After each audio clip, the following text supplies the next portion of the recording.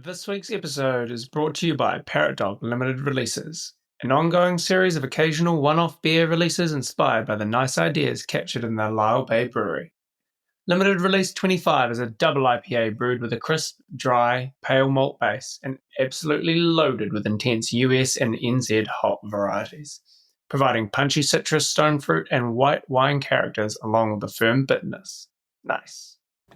Welcome back to the Design Principles podcast. You're here with myself, Gerard, Ben and Sam. Today we are joined by Lisa Webb of Studio LWA, the winner of the 2021 Ian Athfield Award for Housing. She's based in Auckland and creates some very intentional and considered architecture. I particularly like her use of section and sunlight in section specifically. We architects generally do like a thoughtful use of section. In this podcast, we discuss the importance of the NZIA and its role in advocating for the architectural profession. While we don't want to pile on, we do want to have a good, constructive conversation around how our profession is viewed by New Zealanders and how can we engage more with the non-architect world, ultimately for the good of us all. We ask what is currently being done to advocate for architecture, our level of involvement in the public discourse. We ask, are we absenting ourselves from the public discussion?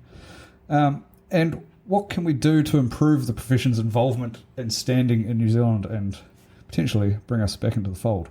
I hope you enjoy our conversation with Lisa.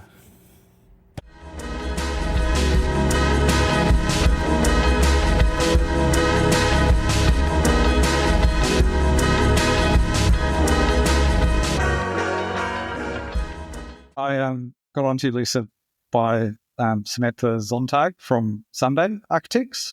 All right. Yeah, we were having a passionate rant, myself, her, and her husband, Ben, just about marketing and what have you. And then she sent me your email. So it's kind of a continuation of our rant. Yeah, actually, it was a conversation that I had with her before Christmas. It was one of the sort of crystallizing conversations I had. She was talking about how she was going to take the time she had over Christmas, with a sort of not a huge amount of workflow to write a booklet about what architects bring to the table and how they do things differently from group home providers or draftspeople or, architectural designers, all that kind of. She was talking about, how do I explain to my clients endlessly that we add value to the picture?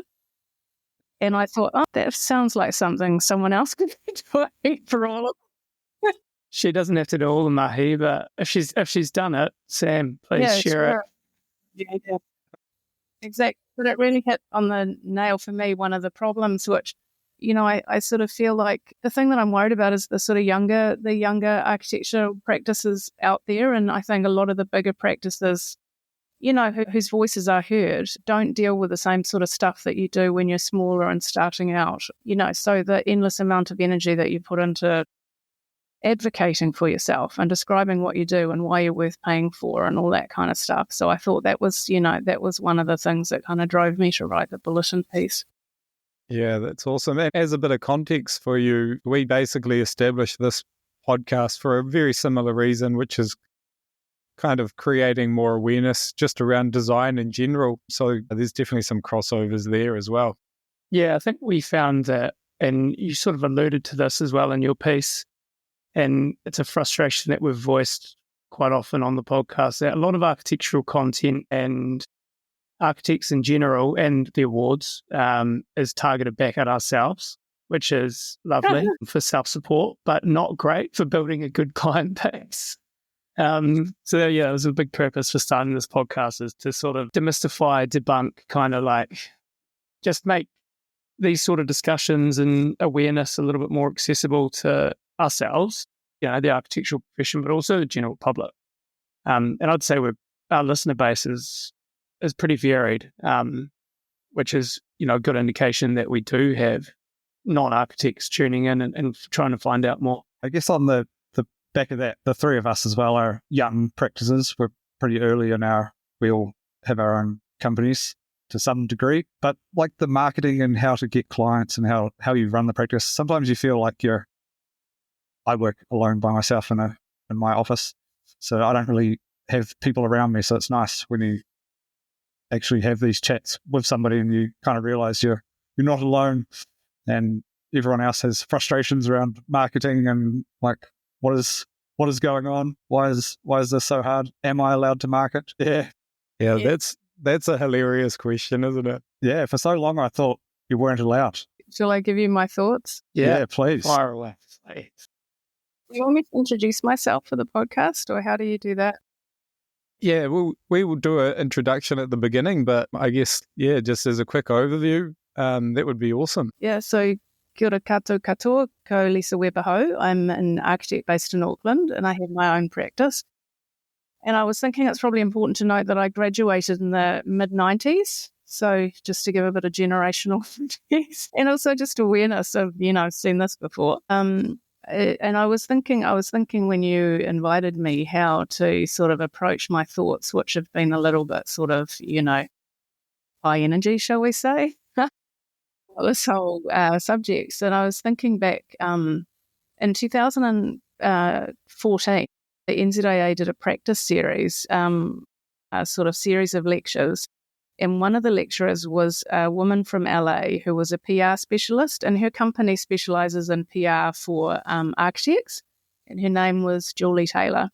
And she came out, and I distinctly remember her standing at the podium in the lecture theatre, and she had a copy of the Herald newspaper. Basically, all she did was lift up the newspaper and say, okay, this is what came to me in my hotel room this morning. Story about a major infrastructure project. Where's the comment from the architect? Then she turned the page and she said, artist's impression of what looks like an architecturally designed building. Who's the architect? And something about, education and schooling. Well, where's the comment from the architect? And just basically page after page after page in the Herald, she ripped us a new one, told us how useless we were. And we all walked out of the lecture. Well, I walked out of the lecture thinking, yes, we're going to do something about this. We're going to acknowledge that this is a problem. We're going to start, thinking about how we present ourselves to the public and how we sort of stand up for ourselves and communicate the value that we bring. And of course, in the 10 years I realized since that lecture, pretty much nothing has happened. We don't seem to have moved the dial very far. And then in 2021, I put my my house into the awards, and it was the first project I ever entered into an awards program. And I won the CN Athfield Award for housing. Congratulations. I've seen that. It's very impressive. It was a bit of a shock. But one of the things that happened out of that was that it was during COVID, so they shot a video of the, me getting the award. And I'm still getting clients coming in referencing that video. Like, it's out there in the world. I have sort of clear sort of understanding of the value that piece of videography has created for my business. And, it really underscores to me the importance of storytelling, like telling stories and hearing the voices from our clients and all that sort of stuff that people are sort of suggesting doing more of. So there was that. And then a couple of years ago, some friends of mine, Tom Gill and Hella, finished the Co-House in Surrey Crescent, if you guys are familiar with the project. Yep, I've been to that. It's awesome. Yeah, really like an intense achievement, shepherding a whole group of people with different ideas and different sort of briefs together to create something collaboratively, and something that basically an apartment in the Co-House, for the similar value of a developer-led apartment across the road, you get the same kind of apartment, but you also get the use of a shared guest space. You get a garden house, you get a garden, so you're living in greenery and vegetables and all that sort of stuff. And then you go there and there's this wonderful rabble of kids running around and people sort of living, best lives, it seems to me, and when we did it with a developer client of mine, and like the difference between seeing the sad woman in the flash, townhouse developer apartment sort of folding her nappies on her own, and then going over there and seeing all these kids and having that sense of community and takes a village and all that stuff. Like I knew which one I preferred, but when it was reviewed sort of architecturally, and it was found to be sort of wanting with respect to sort of poetry and a little bit more, maybe prosaic than the reviewer was kind of expecting. So there was kind of talk around, why isn't there a meadow? Why are there vegetables? Why isn't there a meadow? And I sort of realized that, it really started me thinking about this issue. Like, why do we not have a voice in the housing crisis? Why are we not taken seriously? Why are we privileging meadows over vegetables and the kids having space to run around? Like I sort of was a moment where I just realized that I feel like we're looking at the wrong things. Does that make sense? Yeah, definitely. That whole expectation about what a property, especially in the residential sector, like what a property should consist of and what amenities it should have and what spaces it should have is just crazy, in my opinion. Any kind of European style projects, medium density or anything like that in this country just gets shunned straight away because, it doesn't have a private yard or a private this or private that. Yeah, it's just very interesting. I just sort of feel like they had made a real achievement, and it wasn't really acknowledged by the community because, we were looking at, gutter details and all the stuff that maybe isn't the most important thing to be looking at. Yeah, they created a community, a really well-functioning community, and everyone there just, loves it and loves the design and it works so well for them. But you compare that to a similar type of project and, yeah, I mean, like it's just an individual in their individual house. And I think this is one of the cornerstone issues, right? Is that architecture is thought of as a building or the built element only, and it doesn't necessarily take into consideration the way that it's embodied, client and human interaction, all of those sort of things. And it's the story of architecture that really makes something successful. The building can be from mediocre to exceptional, but if it has a exceptional story behind it, it's an exceptional piece of architecture, in my opinion, anyway. And I think that's often lost, Lisa, to your point, with some critique or through the award system or anything, is that narrative is often not presented. And I think that is where maybe the public's, not maybe misconception, but misunderstanding of what we do as architects lands, is that we don't just design buildings, but we design your life, really. So ultimately, and I think that's a point that's never really been succinctly brought across. I don't really know how to do it because it's so intangible as well. Well, I've had some ideas. Fire away, please. Yeah, fire away. Yeah, so like this is a sort of a drum that I've been banging for years, like literally since 2014. Like every time I had a chance to talk to an architect, I'd be like, what do you think about this? And I think there was always this sense of, oh, you're trying to make us like the stick man on the pack and save ad, or some kind of. But last year, of course, I started talking to people, and all of a sudden there was a much more of a sort of engagement about these issues. There was a sort of a confluence of a whole lot of issues that came together around, obviously, the economy's the big one in the political situation. Like I personally found it really difficult to hear Erica Stanford get on the podium and say the reason all the school projects have been cancelled is because of, and I'm quoting, fancy architects. Now, that was really challenging, and that's the thing is that's fine. That's your job, to deflect blame from itself, but it's our job to stand up for ourselves and say, well, actually, this is what we bring to a school project. And I mean, I know that myself because I've done 2 tours of jury duty. I've been to some, a couple of really amazing schools, one in Nelson that Shepherd Rout did, where the teacher literally chased me down the stairs saying, you need to understand how happy we are to be teaching here and how much, happier the kids are and how better they're learning. Like these are all lovely stories that are just not being communicated and quite frankly could be communicated. Yeah, so then I started thinking about, well, what are the issues? And it sort of feels to me out of all of this, like if you distill it down, we are suffering from a lack of power in our society. We have a lack of voice, and we have a lack of mandate, and we have a lack of mana. We are sort of struggling as a community. And I was talking to my friend about it this morning, and she said, you better be a bit more optimistic than that. But if I look at sort of what the issues of the day, right? Climate change, adaptation and resilience. I've written myself a list. Climate change, adaptation and resilience, infrastructure, housing crisis, community building, the developers leading the government strategies. Every time you hear Chris Pink on the TV, that it's a developers told them, the scaffolding's really expensive, or, this H1 stuff has to go. That they're listening to one part of our construction industry and not all of us. So I wrote the piece in the bulletin on the 14th of February, and from that, I got quite a lot of responses. One of my friends, Mike Hartley, do you know him? He hit the nail on the head, and this is a very Mike Hartley statement. He said, "Pretty pictures are very scrollable, but have no real sense of the agency that the architect brought to bear in the project to make it the perfectly tailored solution to a unique problem," which hits that issue that you were describing, which is that, we provide a service, but we are judged on the product. Yep. Yeah. And the way that the NZIA has been running this kind of awards-driven social media strategy, sort of reinforcing the value of pictures over the value of stories or communicating value, kind of like doing double duty for us, in my opinion, is doing double duty for us and reinforcing some of these narratives that we might like to sort of, back the bus up on.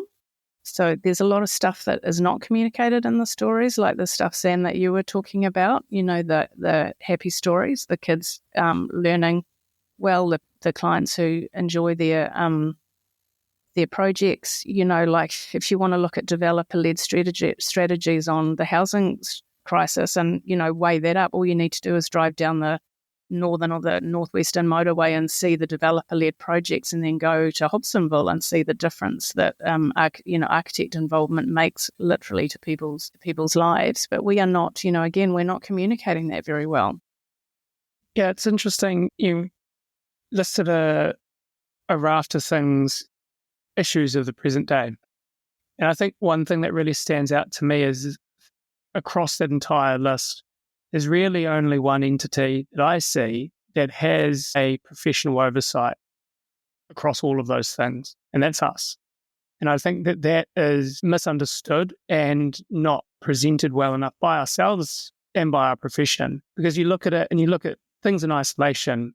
Let's look at the environment aspect of it. Or we look at climate strategists or green building councils or something, but who else works in that realm? Architects. You look at the developer-led stuff. Okay, you've got people, Williams Court, building a lot of buildings, but who can do it better and who has better oversight over that? Us. These are just examples, but ultimately what I'm trying to say is that there is one overarching profession that has real insight into all of these problems, and that is architects. And I think it's an issue in New Zealand in that we cherry pick individuals to solve problems, rather than looking at the bigger picture, the holistic picture, and finding the right person or the right profession or the right entity to tackle all of that. And I think that's somewhere where we could probably try and, develop a little bit more. That speaking to clients and people out there that are looking to start projects, is you need somebody that has that overview, that complete overview, and that professional complete overview as well. We're very informed, because we're not experts. I'm not going to try and say that, across the board by any means, but we're trained, highly trained, to be able to find that right information, to bring those teams together, to manage those teams, and to produce beautiful outcomes as well. We're speaking a lot about the emotion, but the aesthetic also can't be lost. Yeah, so that's just sort of like my view on it. And I think... Yeah, have you guys worked on sort of larger projects? Not residential? In my current life. Ever?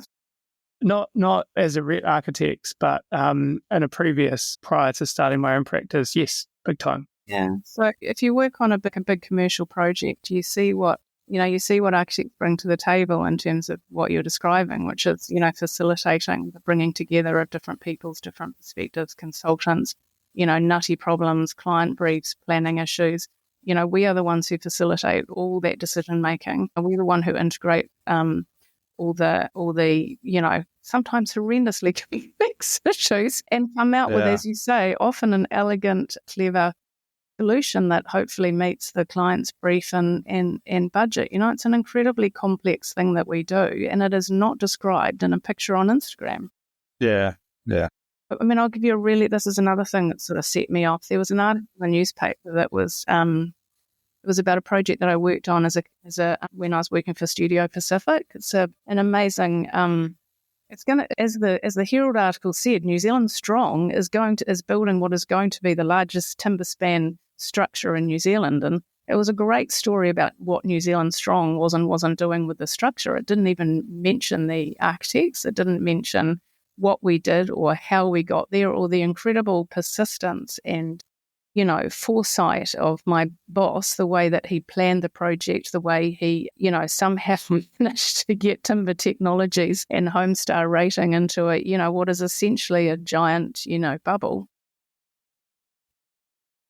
None of that story has been communicated. So I have to ask, though, how or when did this kind of become an issue? Like, how did we kind of get into this position to begin with? Or has it kind of always been like this? And are there things that we can do, or, should we just be relying on the NZIA to kind of get us out of this hole, so to speak? Or? Well, I think another one of the issues with relying on pictures is that we're not just communicating the stuff that we do actually bring to the table, but we're also reinforcing this idea that we're only interested in the frilly bits or the bits that look good on pictures. So that's what I mean about it doing sort of double duty for us. Like some of the comments I got when I wrote in the bulletin was, we're worried clients won't come to us because we're perceived as cool and expensive. They spend a lot of time justifying. Too late for that, I guess. We are seen as generators of risk, not problem solvers, strategists, or governors. So, nothing we are doing out there is enforcing the value that we bring in. And I think, why is that? I mean, I know from my previous experience of trying to talk to people about this is that there is a general sense that to be a professional, you're not supposed to market yourself. Do we want to talk about ourselves like a bar of chocolate? Personally, I think we do. Yeah.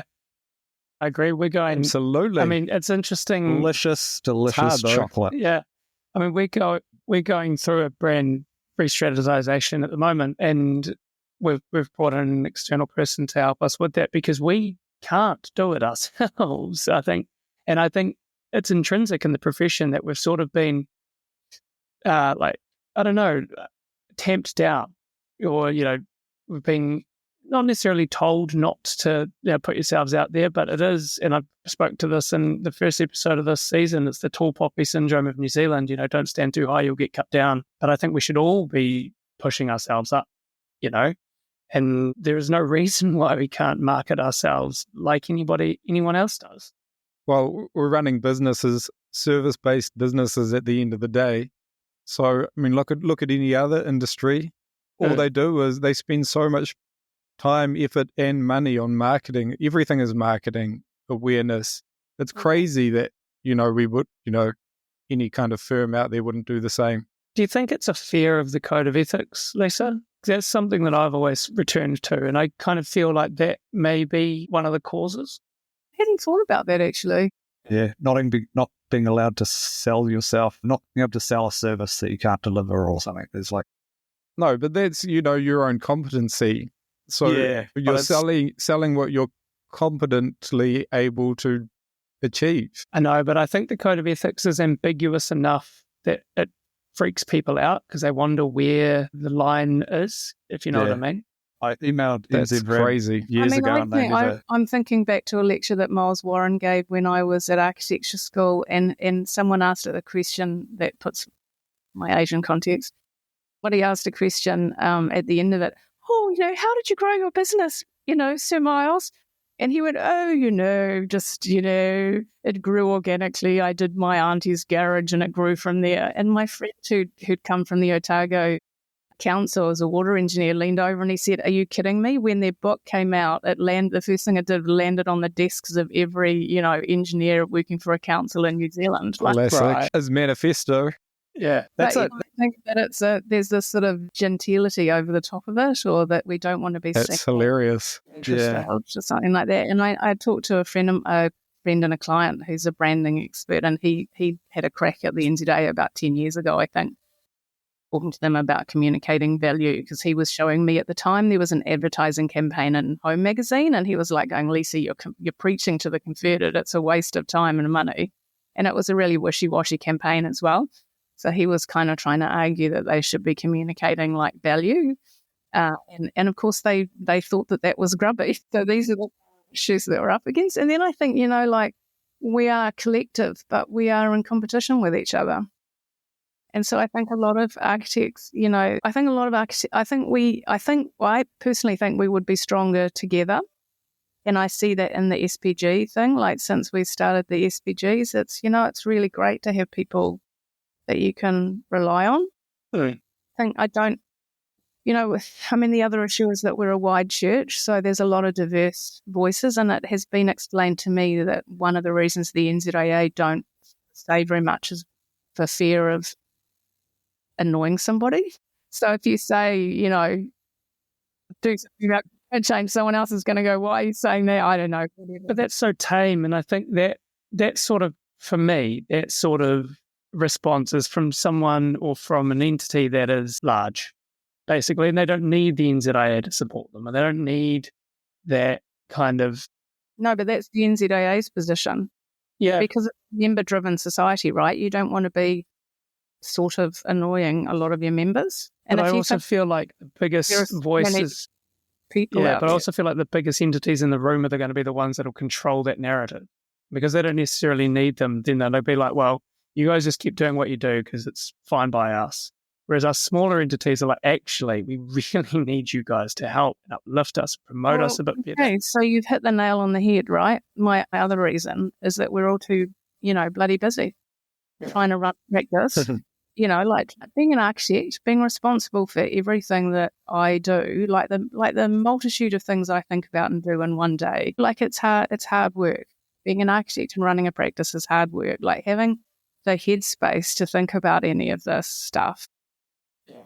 So hard. So, when I try and engage people about it, the response is just not, it's positive, but it's, emails to me saying, hey, you've raised some great points. Good luck. Yeah. Well, that's why we're happy to have you here, because we can kind of try and get this out a little bit more, get some momentum behind it. Here's a question for you guys. Did you vote in the special general meeting on Wednesday? I did not. Is this the NZIA? Mm-hmm. I stopped paying for NZIA a few years ago. This is one of the other things that's driven me into frenzy of activity. Yeah, so we had the opportunity to address the structure of the NZIA and to think about governance, and smaller practices were not heard in that, I don't think, or didn't show up, shall I put it that way? Yeah. And to be fair, Lisa... I don't know that, but embarrassingly... You're sort of saying, hey guys, why don't you pay attention to this? Well, totally, and that's a fair comment, but back to your point before, embarrassingly, I didn't vote, but also I consciously didn't vote because I didn't have the time. I didn't really have the time to put everything else aside and to focus on this other thing, which ultimately I'm like, it's important probably for me to have my voice, but at the end of the day, like, is it going to be heard? Probably not. What's the point? Well, it literally was a vote, so it will be heard. I mean, I know. The thing is, it's like exactly the same. If I hadn't have put my head up over the parapet, like I saw those emails coming in saying, oh, we're going on a road show, we're talking about the Constitution. I thought, good God, like I need to focus on that like a hole in the head. So I completely ignored it, and I'm the first one to say that if I hadn't have gotten engaged literally in the last 4 weeks, I would not have shown up for that vote. And it's not that complicated. There's a few documents to read on the website. We do need to address it legislatively. We need to lodge a constitution next year, and it's our choice. Do we want to take the advice of the people that we, our fees have paid money to give us this advice? Do we want a board that, that acts in our own best interest? So if we sat here talking about, what we can do around, better decision making, well, maybe that's, something that we all do need to engage in. We are sort of victims of our own inaction sometimes. And I think that obviously speaks to your point now, but it's also, the marketing point of view, the self-promotion point of view, the industry promotion point of view. Like a lot of the time we are waiting for somebody else to solve the problem for us, and we're not really willing to do it ourselves. And that's why it's good to have someone like yourself put your hand up and be like, oh, come on, guys, let's actually do something about this. And it does stimulate chatter. And, from your email, like you said, went to Sam Zondag, and therefore went to Gerard, and now it's come to this. forum, and I've passed it on to a lot of people, and that's the snowball that starts to gather momentum. So hopefully it continues to do so. I actually wonder, talking to people, whether part of the problem comes down to the sort of inherent hierarchies in our profession. Like, I don't know what it was like for you guys, but when I went to architecture school, there was a very clear hierarchies communicated to us in terms of design versus anything practical. So it didn't matter marketing, detailing, waterproofing buildings. Like, those things were not nearly as important as designing. And then there was obviously kind of hierarchical structures in that around, who the what do they call them, star architects were. And I just wonder whether a lot of us who pay fees to the NZIA don't actually feel like we belong to the club. Yeah. Like maybe it's a club that we pay for but we don't belong to, or don't feel like we have the right to belong. And I think that's one of the things that award gives me, is the right to say, well, Gary thought I belonged.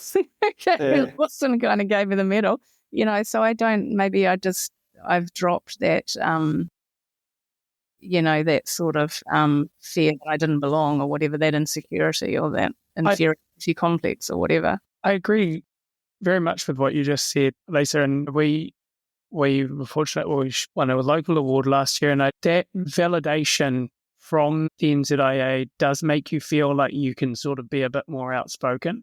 But there's so many of us that either, like even yourself, Gerard, that, either don't engage with the NZIA or don't engage with the awards programs, or, we're working isolated, solo. There's so many sole practitioners out there, or one or two people bands, that, their voices also need to be heard in some capacity. And I think, you're right, that hierarchical fear maybe of speaking out is a real problem.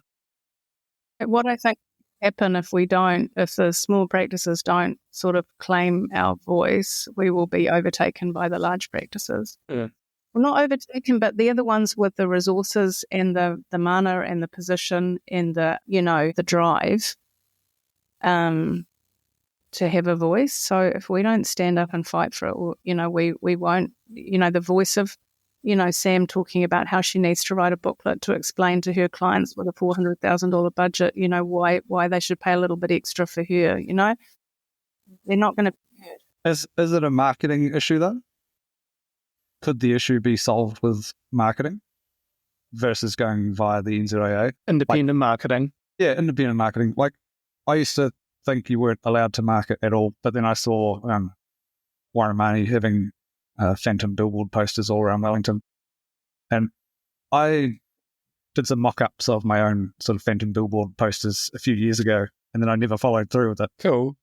Bring them back. But something like that is a way of, phantom billboards aren't that expensive. Like, for $500 you can get quite a few billboards around town for Really? a week or so. Yeah, so it's like that's the bottom end of the... That's my list of ideas. Yeah. Thanks, Gerard. We're all going to have a big billboard at the Wazoo now. Well, I think it's something worth considering, because how else do you get your name out there? Like Instagram, like you say, pictures, people scroll past pictures so quickly now. Mm. And if you don't have a really nice, succinct, beautifully crafted video which creates a story, like Lisa, I really do like your that NZIA video. I watched your one, and that's like a perfect little video. It's like a minute and a half or something. Simon Wilson. Yeah, it kind of captured who you are as a person. So then there's this likability of you as a person. So then that's a big thing, I think, for any human engagement. So something like that is such a powerful communication tool. I talked about the jury service before. You jump into a car with a bunch of maybe 3 or 4 other architects, and you're reminded you've never met, and you're reminded, what a smart, funny, interesting bunch of people we are. You're not communicating that at all. So Except to other architects. Yes, to other architects. Man, we're really good at that. Think about our work. We're too busy talking to each other. We're not talking to people that we should be talking to. That's the thing that they're interested in. It's the interesting thing is, for me, like NZIA, Institute of Architects, I only use it for there's network events. Let's talk about what NZIA does, right? Brings architects together, probably brings a few other interested parties, but predominantly architects. And then, there's a lot of social gatherings and that sort of thing. There's education, so tutorials and that sort of thing. But I never even really saw the NZIA as the people that should be selling the profession to, other than like the awards ceremony, which is in a weird way only selling to architects once again. Yeah. You don't even see it as a profession that's meant to be selling architecture to non-architects, I guess, to the general public. Or is that just me, because I am in the industry and that's just how I view it? I'm not sure. I think you haven't seen that, Ben, because they don't do it. And I think to sum it up, basically, but also I think they certainly have a role to play, but I think we all have a role to play as well. And this goes back to Gerard's point on marketing. Like, we also need to market ourselves better.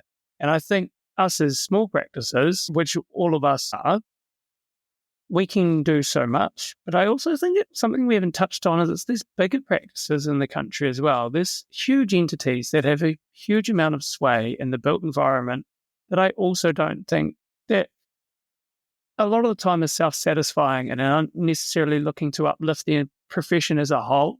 They Sure about that. You don't reckon?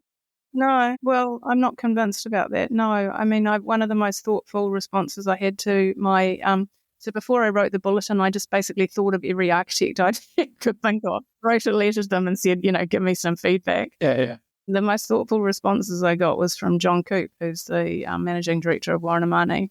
Right. And I thought that his approach was totally, he was, it seems, I don't know this for sure, but looking from a distance, it looks a lot like he did a lot of very smart things to lift up the, the practice of Warren Amani, and he is offering that sort of perspective to the profession. I mean, that's I'm interesting. happy to be put in my place in that statement, that's good to hear. I mean, again, we're not talking enough with each other, right? Like, I went to school with John, but I haven't spoken to him for years. So what did he say? We are seen as generators of risk, not problem solvers, strategists, or governors. So his argument is that every business with a campus should have an architect on its board, but none of them do. So he's a director on a board, but he's the only one I've ever heard of. Right. So engineers, lawyers, accountants take on directorships, but architects don't. And the point that he's making is, well, putting pictures of batches on Instagram is not going to give us any power in the world. Yeah. We need, if we want change from his perspective, which is obviously a lot more business savvy than mine, we need to be in positions of power. Kirsten Thompson touched on this expertly in her gold medal lecture last year, or Fortuna Series lecture last year, and spoke to the role of the architect in architectural advocacy in Australia, and how much, not necessarily power, I guess, that they do have, and how their opinions are respected. I think that is another issue that we have, is that you're right. There aren't architects in any positions of decision-making. We don't have a government architect, or we don't necessarily have architects on like urban panel review boards, or just like to your point, and those sort of facilities where you need design input, professional design input, not necessarily someone who's looking at it from a financial or a structural or a infrastructural lens, And I don't know how you change that, but yeah, I mean, if anybody wants to look for it, to our responsibility, like, I think it's our fault. And honestly, like, I think I tried to communicate. I do think it's an existential issue. Yeah. You look at what's happening out there, in the last 10 years I've been practicing, the prices go up every year, like, it's harder. And the first house I did, 3-bedroom house in Avondale for $97,000. Well done. Yeah. Leak either. So that was that moment. Like, it's so much harder to practice. And where are we going to end up? What's the logical conclusion of where we're going? Fewer and fewer architects doing houses for people who are making money without us, while we wait patiently like lapdogs, waiting for them to come to us with their dirty money. Please call me. Involved in making, and then spend it on really expensive, details. Like, is that what we want as a profession? Or do we want to pull together collectively and fight for something more, for a seat at the table. Yeah. I like your note in there, increasing obsolescence. And I kind of wonder, has that been happening for a long time? I feel like when you're studying for your registration or something, often it's risk aversion. The right answer in your case study exam is always avoid risk. But I feel like that's all-encompassing and it's covered everything. And so, like, we're no longer urban designers, or like you remove yourself from the puzzle and bring in a consultant or something. You're no longer the planner, your own planner. So it's like a fragmentation of your job. And I feel like that's not overly helpful. I remember a lecture by Joseph Rasmus Prince of Rex Architects talking about agency and architects consistently trying to avoid risk and then wondering why they're being left out of all the decision making and why the contractor has all the power. So it's like, how is the solution to be more in the room, ultimately to take on more risk? I mean, developers take all the risk and they have a seat at the table, I guess, as a result. Yeah, I think you make a very Excellent valid point, Gerard, and I think we as a profession are terrified of liability. But we are highly trained. We're good at what we do. We know we're good at what we do. We spend exorbitant amounts on insurance to cover our backs if we do make a mistake, but we never ever put any of it into play. And I think you're right. I think it's been a growing obsolescence because of fear, in my opinion. But then again, any time you try and break out of that mold or that established mold of today, you're often pulled back down, told to rein your head in, cut down by council maybe, or cut down by a compliance pathway or things like that. And so you just sort of, you often, and again, this goes back to the point of how busy we are, you take an easier route because you don't have the time or sometimes the energy to solve the problem. I mean, I've certainly had lots of conversations around risk and the effect that it's had on the industry, but not in the last kind of 5 or so years. I mean, there was a time, especially amongst female architects, there was a lot of discussion around risk. Like, I'm not sure that that's the biggest problem we face. I think it's more about value, like maybe valuing ourselves and communicating our value better and just being a little bit less focused on the product, a little bit more on the service. But yeah, I think, the NZIA is there to, well, it's what we've got, right? It's our industry body. So it's going to do what we ask it to do. So there's a strategic plan from 2024. And if you look at it, there's lots of nice words about support public education and awareness campaign on the value of architects' registration and professional standards, deliver campaigns to highlight the value and contribution of members' work to Aotearoa and New Zealand communities and environment. Well, that was quarter 1, 2, and 3 of last year. That was the action plan. So, I mean, we need to do more than, write action plans. Yeah, we need to act. Also, that's been a great thing is that, people are communicating. Like, if we want the NZIA to help us with this, then we do need to communicate it to them because they are sort of, in the process of trying to understand how to grapple with all this stuff as well. So one of the big issues is advocacy. So, again, a dirty word, but do we want lobbyists down in Wellington? And my argument is we absolutely do. We were completely sideswiped what happened with the change of government. We were hit pretty hard as a profession, and I think the things that the current government doesn't really understand or is probably about to is that with all the architects out of work, in the next 3 months to a year, there are going to be fewer and fewer contractors in work. So that is going to have a palpable effect on their poll ratings and their ability to get re-elected. And, you don't have to be a rocket scientist to figure that out. So, no, not at all. We're not being heard. Do you know what I mean? And also the other thing is I'm just going to talk to you about some of the stuff is actually really important. Like, that thing about the protection for the term architect, that's not off the table. Is that still being floated? It's still out there in the world. It hasn't been squashed. So when you say, we don't have time to think about this, special general meeting and all this, it's like these are the issues at play. Like it's not enough. Do you know what I mean?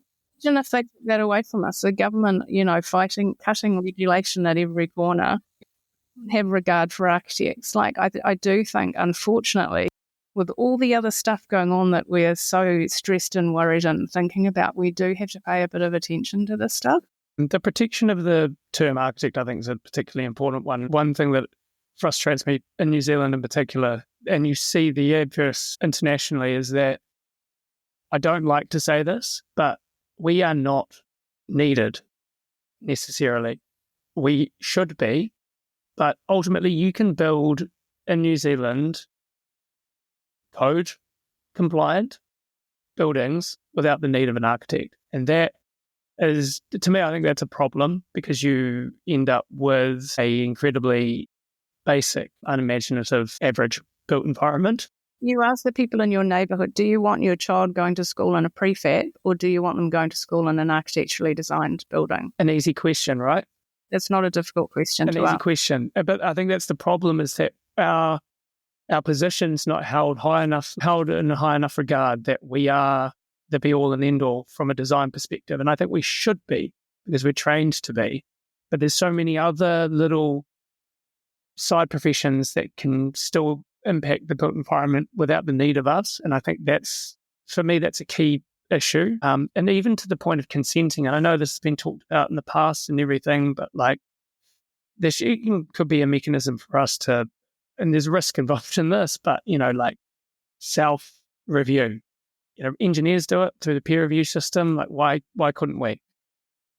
And that kind of like puts our standing on a higher regard. I'll tell you one thing that would be useful. A lot of architects see planners as a block, and I see them as, if architects and planners worked together for the betterment of our communities, we would be stronger. The company that I work for in London had a thriving practice based on a reputation for getting things through planning.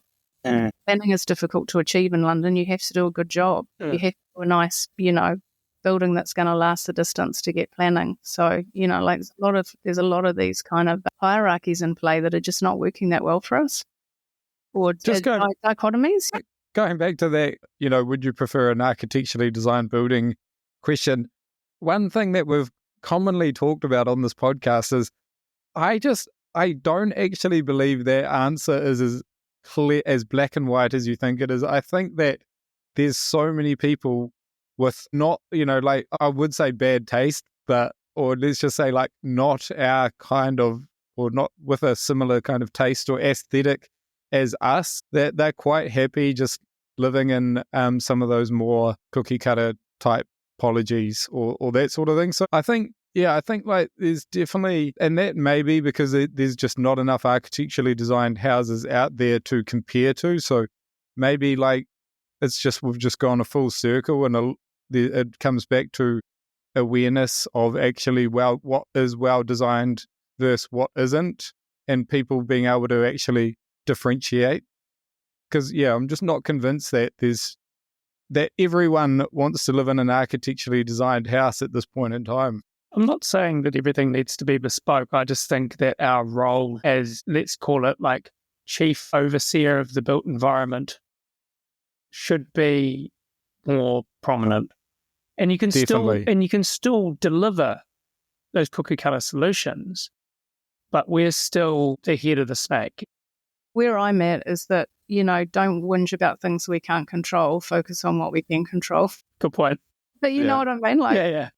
We can't do anything about, like, a friend of mine from Europe was complaining 20 years ago that New Zealanders aren't taught, visual appreciation. We don't, all the stuff that she learned through her osmosis in Portugal or whatever, like, we don't have it, like, we can talk about all that stuff, but we're not going to be able to solve that problem.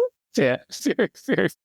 And I honestly think, like, it's very tempting to blame a whole lot of other stuff, but I honestly think we have to start looking at ourselves. What can we do? What can we do better? Definitely. Seeing ourselves as a group of people and seeing worth and communicating that value is something that we can do, something that we can ask our profession as a body to do. And individual practices. Yeah, it kind of comes full circle all the way back to how we started about advocacy and marketing and getting the word out there. Kind of reminded of like how vocal like Frank Lloyd Wright was back in the day. He'd be on TV every chance he could get and extremely opinionated and talking about utopian architecture and yeah. Ebsen said you could always rely on Ath, he'd give a pithy quote. It would be generous to other architects. It wouldn't be specific about him. And that's one of the things on the list of, if we want to sort of turn to things we can do, that was one of the things on the list is that, okay, we all have different ideas. Well, maybe the new communication guy at the NZIA, maybe he could develop, or we could send him in, a sort of a spreadsheet of people who, my name's Lisa Webb and I'm interested and capable of talking on these, 3 issues. Or here we all are. He's only just started. He doesn't know anything about us or who we should go to, and we're probably not going to tell him. There could be a list. We could just say, okay, we all have different ideas, but, let's make a list of people that could. So at least you have something out there rather than nothing. Like that is something that we could, that we could be better at. We could get quotes from architects. I don't know if anyone reads the paper anymore, but, we could get quotes from architects in the paper, and we could get more publicity. Testimonials. Yeah. It just sounds like positive, easy marketing to me. Yeah. And the airtime thing, fruit. The airtime thing's really interesting, Lisa. And way back, start of the pod, you talked about when your house won the NZIA Nathfield Award for Housing, like that, and the video, and you're still reaping the benefits of the video. Like I think visual airtime of architects, be that opinion, be that projects, be that stories, be that narrative, like I think that is an easy mechanism for us to better get our skills, our profession across to the wider public. Yeah, well, the other one, I did a project for some people I knew in the neighbourhood and had become my friends, Louise McGill and Gordon Harcourt. Gordon used to be the presenter on Fair Go. Seen that one as well. Saw that video. That was brilliant. Yep. Yeah, there were parts of that project where he was white knuckling, because he'd heard all the bad stories firsthand. He had the bloody noses to sort of prove it. But at the end of, he presented to the contractor and I that video that he'd made. It's an incredibly generous thing to do. And I was talking to him about it on the weekend, and, he's up for telling stories about, contributing his voice to what architects can do. And I talked to Mark Abbott as well, the interim chief executive. They're talking about going and with a videographer, taking snippets at the local awards of clients. Like every one of us would have clients saying nice things about stuff, Totally. Yeah. And those stories are far more resonant to me than a beautiful. I mean, this is again. I want it to make it sound like I'm not interested in design. No, of course I am, and I want things to be beautiful. And what I'm trying to say is, they don't have to be one or the other. Yeah, it's the same thing. Yeah, architecture shared, and for people, it's more complex than you see in a picture. Yeah, people are infinitely more important, I think, in the story. But that's a key point, Gerard, and like this is where the narrative becomes so important. It's lovely to watch a local project video, but it's very tailored. It's very clean. There's not necessarily a lot of reality to it.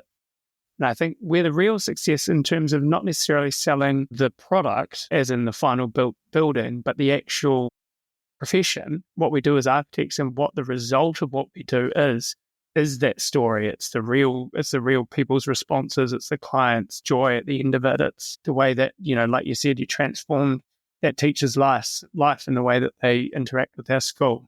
I mean, that's the real key, I think, in terms of trying to sell what we do. They're really beautiful stories as well. Blind in tears the other day. I feel, you're listening to me. I feel heard. Yeah. These are nice things to have out there in the world. I had that the other day in a concept design meeting, and it sort of took me aback. I was like, I'm glad that I've done the right thing, but I don't really know what to say. But again, that's another skill that, good architects have, is the ability to listen and hear what people are saying and interpret in a way that they weren't expecting. That is exactly what we bring to the table. Yeah. Hey, there's another really good idea I had from a guy called Ren Zhizhang, who's, I think his practice is called Percept Studio. So I hadn't heard from him before, and probably the NZIA had data. But he had a really great idea, I thought, and that's a video that describes the process.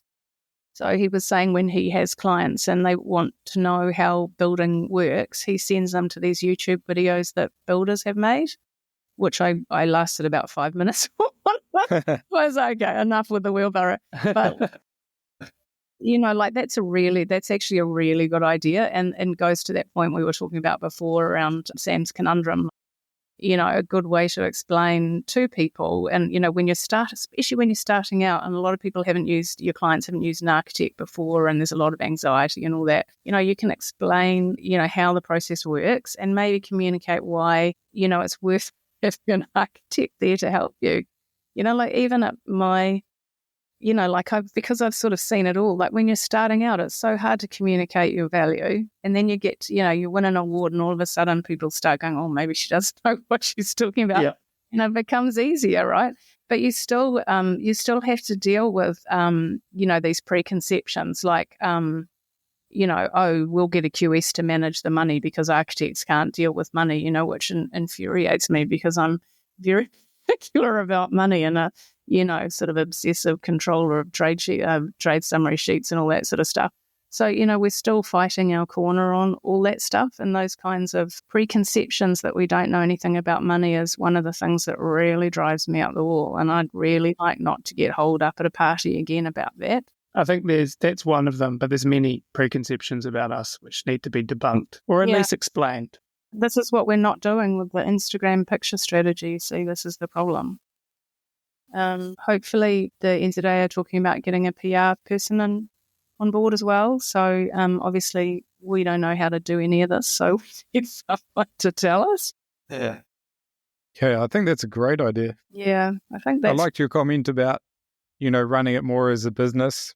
For sure. Yeah, well, I think my friend, the branding advisor, he sort of basically says when we work with Whittaker's, the argument is, why would you pay more for a bar of Whittaker's chocolate than a bar of Cadbury's chocolate? And I don't think architecture's that different. Like, why would you pay for us? It's such a great analogy because I will pay more for a Whittaker's chocolate bar every time. Yeah, it's market quality, positioning. Right? It's quality, and then it's the emotion that it gives you. I feel so much more satisfied with good chocolate than I do with gritty, over-sugared, generic chocolate. I know we're getting late in the conversation, but on the Whittaker's chat, celebrity endorsement might be one. There's a very young New Zealand motocross rider who's getting very big in the United States at the moment, who's a very big Whittaker's fan and always talks about it in his post-race interviews. Nice. That's you hear it in these podcasts, people in America trying to track down Whittaker's. That reminds me of Richie McCaw's Total Span video. Yeah. See, all of those guys do it. Should we get Richie McCaw to champion? Yeah. Somebody designed Richie a house.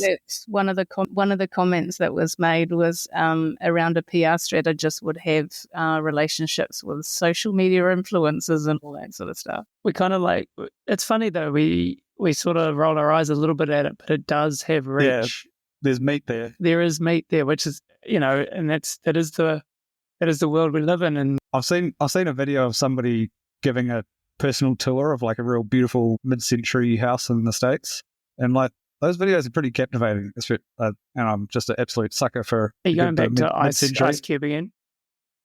Ice Cube. I mean, Ice Cube's the biggest advocate. Yeah. He's who we need. But yeah, also the Archie Marathon guys who we've had on the pod, I'm becoming more and more addicted to watching their videos because just love the storytelling and once again, and just the general banter, I guess. For those I think guys. something that they do well is they make it architecturally nerdy enough that we as professionals get off on it, but they also make it like jovial and sort of awkward and like common enough, like regular viewers will also really enjoy it. Yeah, they describe it very well. They do. Do you have any closing thoughts, Lisa? I feel like a reluctant cheerleader. I'm somebody who's never really got involved in anything sort of organized in my life. I remember my mum saying to me once when I was a kid, whenever you get a group of people together and try and get a decision, doesn't matter if it's a PTA or a bloomin' Sunday school, committee, or I don't know, the board of lectures or whatever, there's always going to be, difficulties making decisions and finding ways forward, and basically why would you bother? So, but I sort of feel like we have to get involved. Yeah, I mean, we're happy to be here cheerleading with you as well. So you're not. But there's going to be another vote coming up, I hope. So we are going to Lisa for president. Call to action. Call to action. Lisa does not want to be president. But at least vote, people, myself included. Yeah. Educate what's involved. So for example, you brought up the Australian model. They have a board structured with outside board members. So they have adopted as I understand it, I obviously don't know this for a fact, but as I understand it, they are structured in a way that we were trying to structure ourselves. So, what I hear from Mark Abbott is that obviously the chief executive role is up. So he's an interim chief executive. The chief executive role is coming up, and I'm interested in, who we're going to get and what skills are they going to bring to the table, because it really does need someone who's capable of navigating all these sort of complex issues. And then the other one is, I think there's a president-elect coming up. Yeah. Everyone put their thumb on their forehead or whatever it is to avoid that one. And then the other one is branch members. Around New Zealand, there are, I don't know the structure of it even, but, the branch members are coming up for re-voting. But again, if you want these kinds of issues addressed, then communicate that to your local board rep. Yeah, or get involved yourselves if you've somehow magicked up some spare time. I mean, off the podcast, but just as an aside, we do, that is one of the things, is that we do have to address the governance structure. And I don't know how many times to say to people, we really do need to get engaged on that front. And I said it all before the vote. How do we get people interested in really boring stuff like reading about governance structures? They've got a nice diagram on the website. All you have to do is the diagram. It's got to make it easy, as little amount of clicks as possible. Because I actually read that bulletin and I thought to myself, I really should go on the website and see what they're talking about. Yeah, well, we have an opportunity. We've got a choice, right? Either we have a lot of representatives sitting around the table, more than the number I understand has been advised leads to a successful outcome. So if you get too many people sitting around the table talking about stuff, you're there 6 weeks later. Do you know what I'm saying? Should be sending all of that stuff out in those bulletins instead of saying hey, we're going to meet about this, go to the website. Do you know what's interesting? Just get it in there. I would have read it if it was in the news. But they have been emailing it. We were ignoring it. Literally, I saw them roadshow really? Town, whatever. But I think that's the issue with the bulletins as well. I don't know about you guys, but they send them out on Friday afternoon. The last thing I want to do is open a bloody email on a Friday afternoon. That's right. Send it to me on Monday. Morning. Send it to me on a Monday morning. It'll sit in my I'll be like, that's interesting. I'll star that email. Yeah. It'll sit there all week looking at me. That's and a good point. And by Friday afternoon, I'm so irritated looking at that email. I will address it. But if you send it to me on a Friday afternoon, I'll open it and I'll go delete. I'm leaving. That's so funny. Maybe we should change the time. Yeah, exactly. That's an easy one. And some good ideas for the bulletin as well in terms of how we talk to each other, a bit more interesting, show work on the boards, that kind of stuff. Yeah, I like that. Yeah, I mean, the structures are really not great. There was an email saying, come to the Auckland board meeting now or whatever, tomorrow night at this bar or whatever. And I raced across town. I told my husband to cook dinner, and I got there and it was a bunch of people standing around drinking free drinks in a bar, talking about nothing. Mm. And they had bits of white paper on the bar tables going, write an idea. And it was have an architectural walk around the city or whatever. I was like, oh my gosh, it's just that is not an effective way to move forward. Don't put that in the podcast though, because that's too negative. Uplift. Yeah, I did see one come through the other day about a meetup at the Remuera golf course, and I was like, oh, yeah. NZIA. But I would 100% just be going to play golf. Well, go, Ben. Talk to people who, Never. I just couldn't imagine anything worse. Amazingly. So thank you very much for coming on. Yeah, And thanks so much. And we will continue all to keep advocating for architecture in New Zealand, and we'll keep pushing positivity, the positive vibes. I think we need to act collectively. That's what I would say if we want to get where we want to go. Thank you. Awesome. Nice chatting.